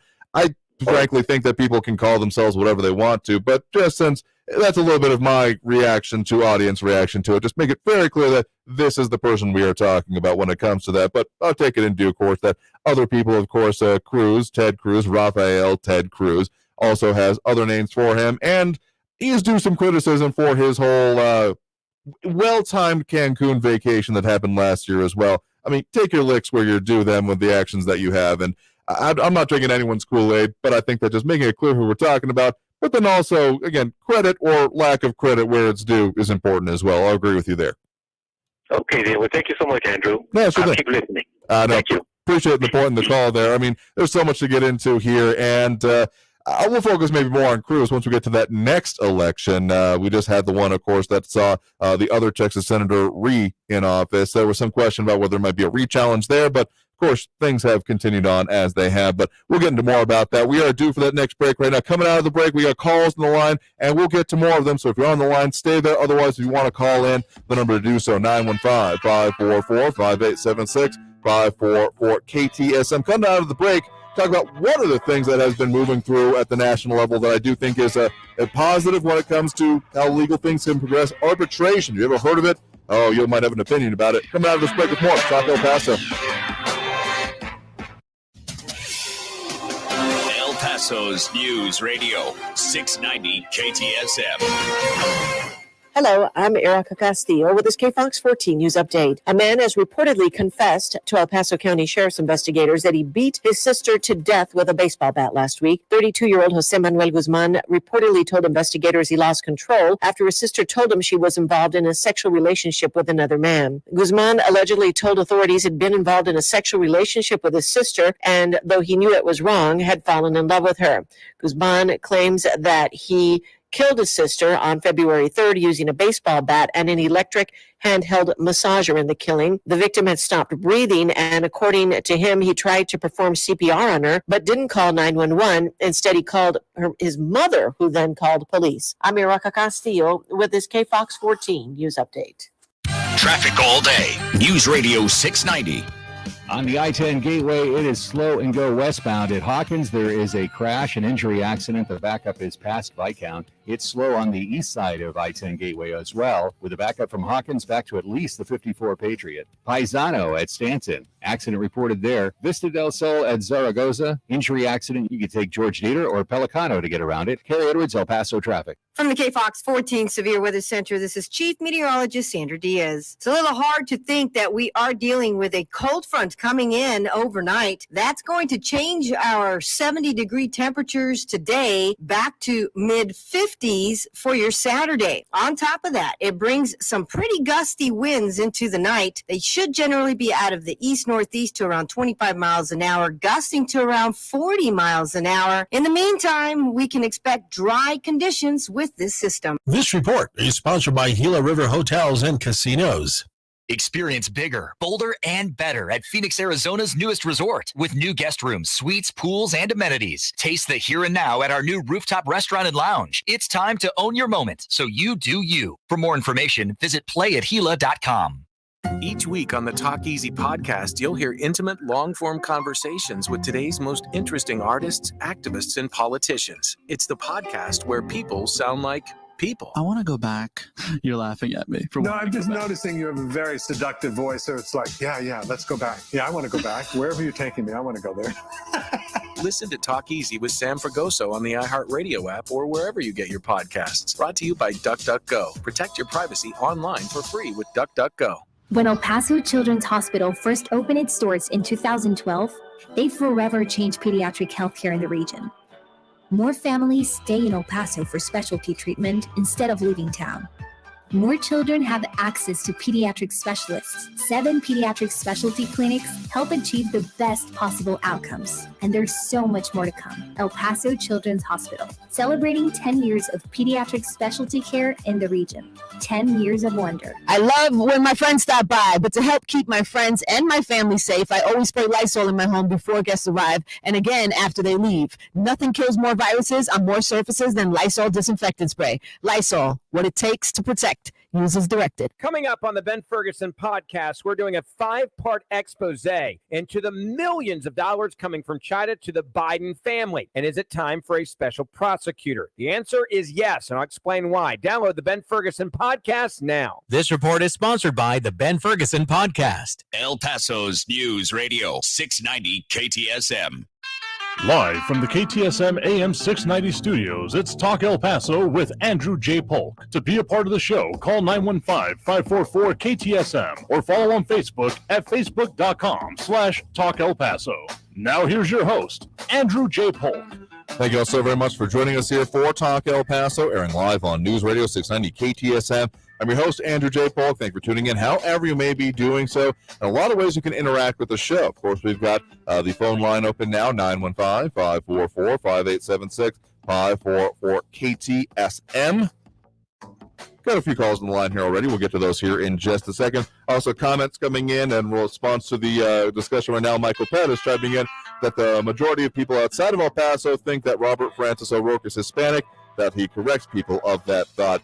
I mean, there's probably a bit of that assumption going on there, but again, I don't think that Ted Cruz is totally dissuading people of his, well, first name. I mean, call people what you want to, whatever, or take issue with it. Just let's be clear who we're talking about when it comes to it here. But that's why I say it, Robert Francis Beto O'Rourke. Let's get all the name out there. That's the way I go about it here. Just a couple of the things that have come across my mind since we even started this show about the whole supposed increase in crime, just maybe not a total absolute increase, but the weirdness of what's happening, such as, again, from our news partners over at KFOX 14, police find inert grenades at a West El Paso storage facility. Just that's a weird one. And then finally, I found that story I was talking about earlier about a murder suspect denied bond, admitted to police about deadly stabbing in Socorro.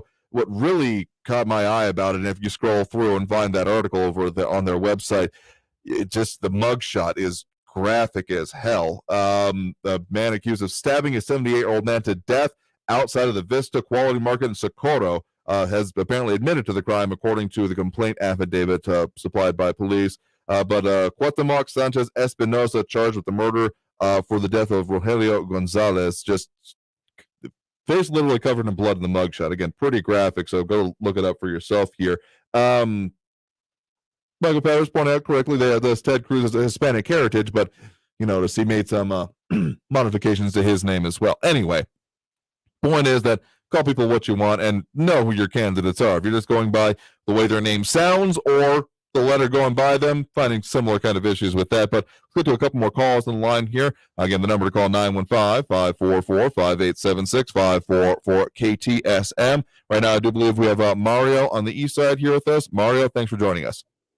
Thank you, Andrew. How are you, sir? Doing all right there. What's on your mind? Two comments, sir. Number one, I wonder if Beto O'Rourke is going to go back on his comment when he was running for president. He said that climate change is an existential crisis. Mm-hmm. He did mention that El Paso will be underwater in 11 years.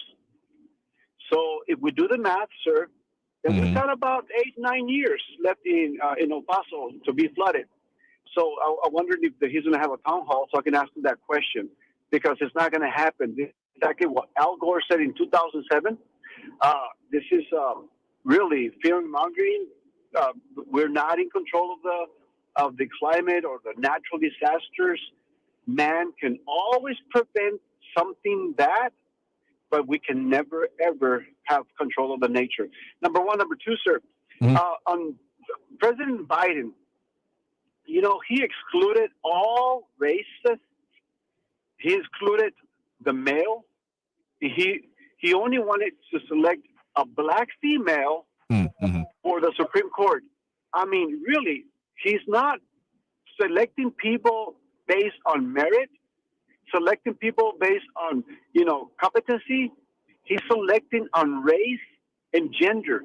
That's to the exclusion of Hispanics. There's a lot of Hispanics that are good judges, or even white people. I mean, really, why does he just literally determine to just exclude everybody and just select someone on race? I think that's kind of racist. I mean, it's pretty transparently clear why he has done so in order to essentially work with that base. I mean, there has been some pretty just criticism, particularly from the African American and black community, about, okay, this administration relied upon them to end up getting into office. What are they actually doing in regards to it? So in the light of that, this does feel like, okay, well, it's going towards that, but also what other substance has come? I mean, not that there isn't anyone within that community. I mean, man, woman, black, white, whatever, probably in every subsect of that, you're going to find qualified individuals. But the way I think about it is, if you were just literally going out on the street and saying, okay, we need someone to fill this position, what are you going to look for first? You're going to look for, okay, are you qualified for it, if you're just going to be dragging someone off the street, and not okay, what categories do you fit that we need to look at? So it is a little bass-ackwards to my mind, but I mean, it's probably going to happen. I'll be surprised if there isn't something that happens ahead of the general election in November that would prevent it from moving forward. And I think you put it well, Andrew. Perfectly, you put it. He's looking first on race, color, skin, gender, as opposed to looking at qualifications. The way you put it, sir, is perfectly. I think Biden messed up there, and I think that it's just a big mistake that he did. Yeah, probably, but well, the balance of the court was probably going to remain the same as it is for now anyway, so that's what I expected. It'd probably be not as much of a fight coming on to it, but thank you for the points in the call. Do appreciate it. Thank you, Andrew. All right, you have a good one. Actually, to your first point there, almost missed it. Not anything that I'm finding on the O'Rourke Issues site now when it comes to climate change. There's some things about like energy leadership and rural investment here, but yeah, I guess I had missed the El Paso underwater. Maybe he was referring to flooding. Maybe I'm giving too much benefit of the doubt there, but yeah, there have been times, geologically speaking, this region of the world has been covered in oceans or inland seas 11 times across geologic history, but I don't think we're looking at anything like that in the immediate term, maybe geologically immediate, which would mean thousands, if not tens or hundreds of thousands of years, but immediately, not so much. All right, getting to at least a couple more calls here before we hit that next break here. Right now, we do have Jerry in Northwest there. Jerry, thanks for joining us. Well, thank you, Andrew, for taking my call. I hope the cattleman up there in New Mexico is listening.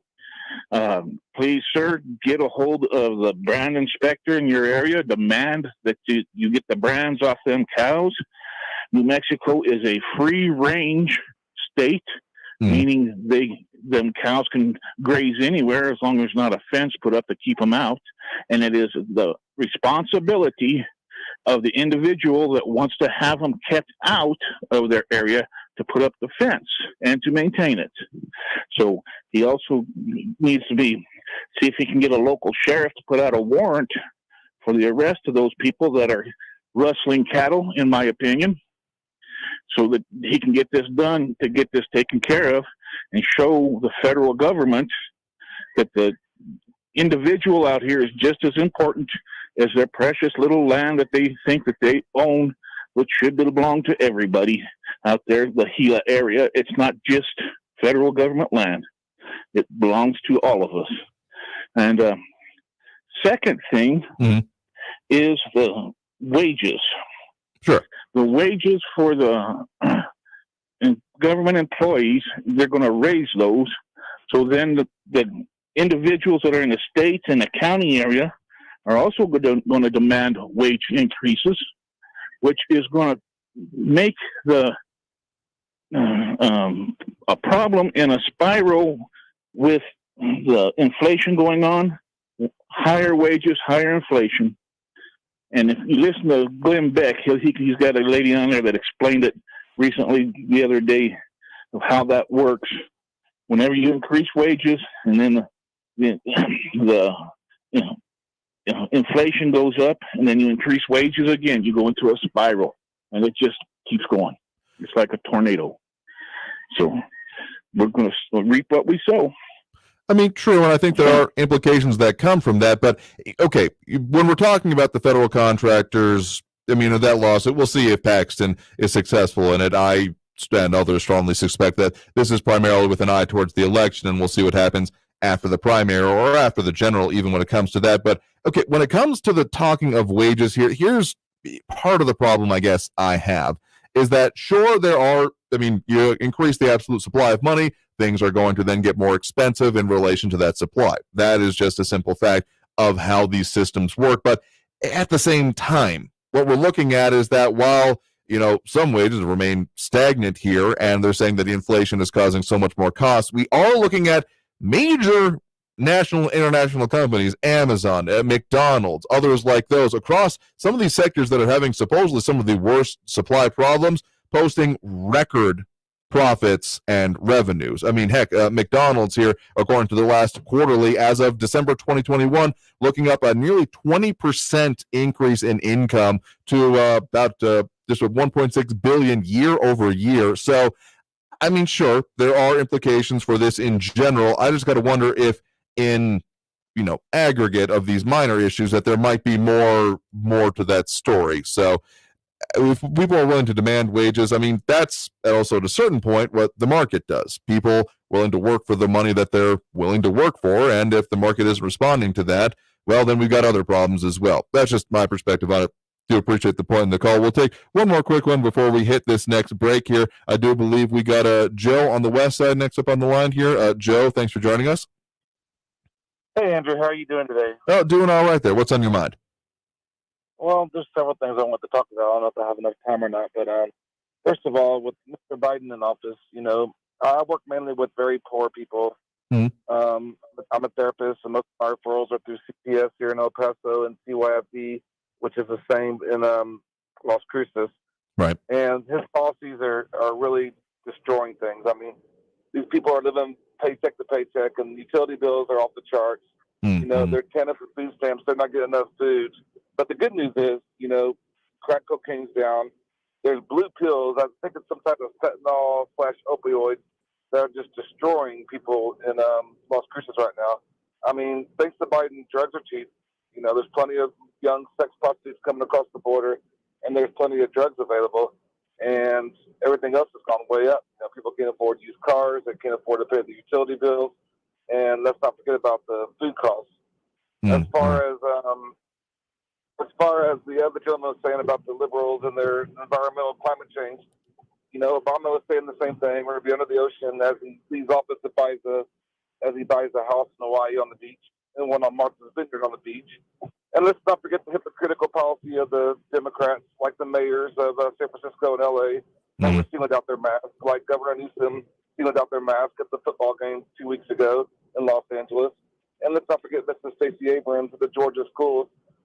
How these people follow the Democrats is beyond me. I know why. It's because they own the schools and they own media, including, most iHeart stations. So people are just not informed. So, I pray for people like Raul, but they're just not informed. And my local beef is this, who owns El Paso Live? I haven't been to a show since the pandemic. I went to that Chinese dance show, Shenyang, whatever it's called, and I've never gone back again. I mean, just the way to get in with the Gestapo tactics of searching everybody, even though there's never been any type of major incident at any venue in El Paso, to just get in, and then people are strolling late. Just basically, we're going to pay $115 for a nosebleed seat just to be harassed by El Paso Live. Who do we get in contact to complain about that? Well, El Paso Live, visit elpaso.com is their website there, but they also have a contact link there. Best I could give you on short notice there, but maybe we'll talk about that more later. Do appreciate the point in the calls there. We got to take that next break right now to help make the end of the hour here. So, I mean, there's more than we can get to even in 2 hours on a Friday here, but we'll get to as much more as we can coming out of this with more Talk El Paso here on News Radio 690 KTSM. News Radio 690. Traffic all day. Some slow traffic on the 10 eastbound between Artcraft and Thorne. Watch for slowing as well on the 10 westbound between Horizon and the 375 loop. On the 10 westbound as well at Hawkins, there was a crash there, but the crash has since cleared. Watch for slow traffic on Gateway eastbound between Chelsea and Hawkins. I'm Mike Carr. That's your look at El Paso traffic. This report is sponsored by Gila River Hotels and Casinos. Experience bigger, bolder, and better at Phoenix, Arizona's newest resort with new guest rooms, suites, pools, and amenities. Taste the here and now at our new rooftop restaurant and lounge. It's time to own your moment, so you do you. For more information, visit playatgila.com. Have you wanted to speak a new language but thought it'd be too difficult or take too much time? Then try Babbel. In just 15 minutes a day, Babbel teaches you conversations that you will actually use. With 14 languages and lesson topics like travel, business, relationships, and more, you'll learn what matters most to you. Babbel. Language for life. Learn a new language with ease. Go to Babbel.com to try for free. That's BABBEL.com. Now may be the perfect time to buy a home financed by Loan Depot. Loan Depot has over 300 loan products to help you make home ownership a reality. Interest rates are near historic lows. Rates will not stay low forever. So call 866-888-LOAN so one of our thousands of loan officers can help you find the right loan. Call 866-888-LOAN or visit loandepot.com. Loan Depot. Rates are subject to change. Equal housing opportunity lender. NMLS number 174457. Licensed in all 50 states. Under Governor Greg Abbott, the Texas economy is full speed ahead. Ranked the #1 state for business every year he's been governor. #1 in exporting products all over the world. #1 in businesses moving to the state. And well over 1 million new jobs since the pandemic. Under Governor Abbott's leadership, the Texas economy is the envy of the nation. But under Biden and Beto, Texas would come to a screeching halt. Open borders causing chaos and endangering our safety. Higher taxes hurting families and businesses. The Green New Deal crushing our economy. On March 1st, vote to keep Texas on the right track. Governor Greg Abbott, securing the future of Texas. Political ad paid for by Texans for Greg Abbott. News Radio 690 KTSM. Live from the KTSM AM 690 studios, it's Talk El Paso with Andrew J. Polk. To be a part of the show, call 915-544-KTSM or follow on Facebook at facebook.com/Talk El Paso. Now here's your host, Andrew J. Polk. Thank you all so very much for joining us here for Talk El Paso, airing live on News Radio 690 KTSM.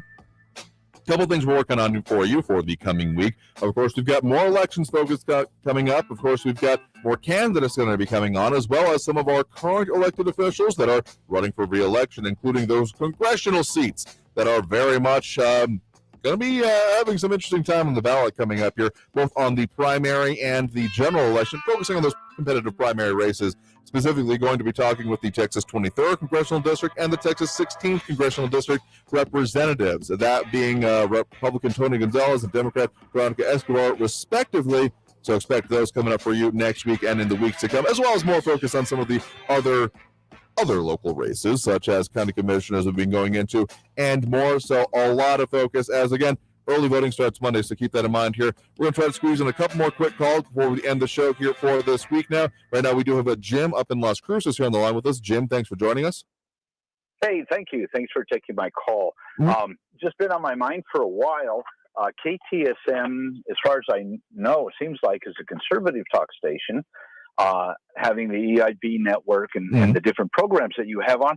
I can't figure out why on earth KTSM uses at the top of the hour for your major news provider, NBC News, which is censored media and propaganda, is brought next to CNN, is the worst news provider, and I can't figure out why they do that.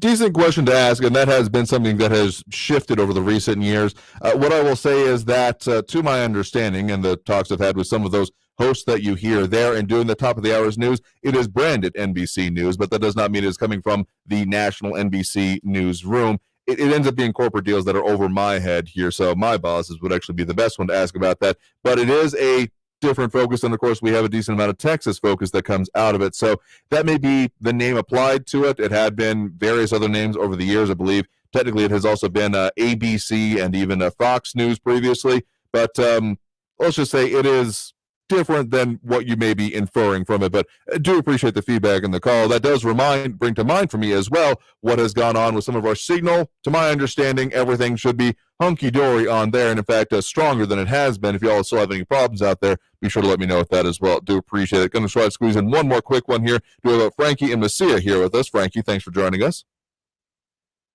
Andrew, yeah. This is unbelievable. I just heard this guy that called about the cows in the Gila Range. Now, wait a minute. He's blaming Biden because they're shooting the cows from helicopters? This has been going on since 1970 when some bozo rancher went bust and let his cows run all over them instead of rounding them up. This has been going on since the 70s. Now, the Forest Service, the United States Department of Agriculture determined, along with other folks and some of the cattle people out there, to say, listen, these cows are causing problems. Now, I will agree. Listen to me. I will agree. This is disgusting, shooting these cows, these feral cows, from the helicopter and leaving the meat to rot on the ground. I totally disagree with that. But to go and blame Biden? What kind of stupid nonsense is this? That's what I want to know. I mean, okay, we have some interesting agreement and disagreement going on here. I think our first caller on that point was mostly objecting to the way it's coming down, because this is the difference between Texas and New Mexico in stark contrast here. The Texas General Land Office is coming into focus lately, having some conversation with a potential candidate coming up there as well. But this goes straight then to federal management, because Forest Service, and even if it wasn't Forest Service, could potentially then be Bureau of Land Management land, and then it goes straight to federal management. So I think our previous caller's point was that this is immediately becoming a federal issue, that there might not be as much. I mean, even the New York Times reporting on this article I'm scrolling through right now, saying that there is concern about the way this is being handled and this kind of top-down and not a lot of conversation happening with the locals. So appreciate the perspective you're talking about historically there, but we'll have to get into more of this on future shows. So thank you for the point in the call. We're going to have to leave it there for today, because there's more than we can even get to within our time span here today, because we're out of time. So we'll do it again Monday through Friday, 4 to 6 p.m. right here on News Radio 690 KTSM. I've been your host, Andrew J. Polk. Thank you for tuning in, however you may be doing so, be it on air, online, live streaming through the free and reliable iHeartRadio app. Talking a whole lot more about elections. Early voting starts Monday. Mark your calendars. March 1st, Tuesday, also Election Day. all of that. Stay safe out there. Look twice for motorcycles and on the road. Have a great weekend, y'all. Traffic all day. News Radio 690. Some slow traffic on the 10 eastbound between Artcraft and Thorn. Watch for slowing as well on the 10 westbound between Horizon and the 375 loop. On the 10 westbound as well at Hawkins, there was a crash there, but the crash has since cleared. Watch for slow traffic on Gateway eastbound between Chelsea and Hawkins. I'm Mike Carr. That's your look at El Paso traffic. Louis Gohmert, what a wonderful guy. This is a man who's been a friend of mine from day one. I'm Louis Gohmert. As a congressman, I worked with President Trump to build the wall. Thank you, Louis. He's the only one that might be even tougher than us on the board. As a judge, I applied the law equally, no political favors. Louis Gohmert, the Texas conservative with Texas integrity. Ken Paxton's attacks on me are now revealing a real desperation. It doesn't bother me. As a judge, I've stared down even the most hardened of criminals. The fact is, Ken Paxton has been indicted for fraud and is being investigated for bribery. And the Democrats are licking their chops. The Texans shouldn't be punished for his actions. I'm Louis Gohmert, and as your next Attorney General, I'll restore the rule of law, and we will secure the border once and for all. Trust me, I'll be the woke mob's worst nightmare. Louis Gohmert, Fort Texas. Political ad paid for by Louis Gohmert Campaign. Portions of the following program were pre-recorded. The most current and comprehensive. Just minutes away at the top and bottom of the hour. And always online at KTSMradio.com. To protect his home and family from disaster, Steve used courage, wisdom, and his camera phone. That should do it. Way to go, Steve! By simply taking digital pictures of his family's important documents, Steve can always have them stored